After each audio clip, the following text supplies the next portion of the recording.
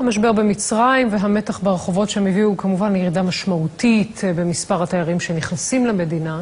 בניסיון להציל את הענף הקורס ולהחזיר את התיירים הגיעו היום גם לישראל, במקביל למדינות אחרות בעולם, סוכני נסיעות מצריים. הכתבה של פורת נסר. בזמן שהצבא המצרי נאבק בטרור בסיני ובתנועת האחים המוסלמים, הממשלה הזמנית במדינה מנסה לשקם את ענף התיירות. נציגים נשלחו למקומות שונים בעולם כדי לשכנע את התיירים. בואו אלינו. גם לישראל הגיעה משלחת שמטרתה להחזיר את הישראלים לקהיר ולחצי האי סיני. محتاجين لكل الناس اللي احنا مصر ساعدتهم على مر العصور ان هم يمدوا ايدهم لمصر. الفتره دي فتره رد الجنيه اللي كان زمان اللي سعرها الغرفه $200 دلوقتي وصلت الغرفه لحوالي $100. נציגי משרד החוץ והתיירות ממצרים מנסים למכור חבילות נופש ולשכנע כי בטוח להסתובב ברחובות קהיר. بعض البؤر الارهابيه ودي الجيش المصري مع الشرطه المصريه على وشك الانتهاء من تنظيف كل البؤر الارهابيه.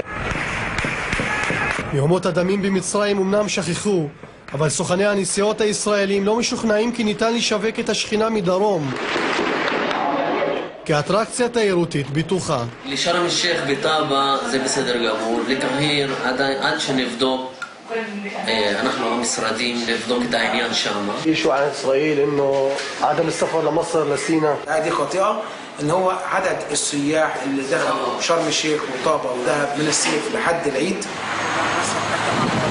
היום הם ביקרו ביישובים ערביים בצפון ובמרכז וניסו לגייס ישראלים שהיו בסיני בקיץ לקמפיין השכנוע. הייתי באוטו שלי, הגעתי לשם, השירות מעולה, אין כלום, פשוט מאוד אין כלום.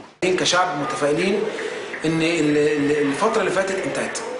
محمد مرسي يعني خرب البلد او الاخوان. حكم الاخوان بالنسبة لنا كان سيء للغاية. مش راح يمشي. המהומות במצרים הביאו לירידה דרסטית במספר התיירים שנכנסים למדינה ולהחרפת המשבר הכלכלי. עכשיו מקווים שם כי הקמפיין הנוכחי יצליח להציל את ענף התיירות הקורס.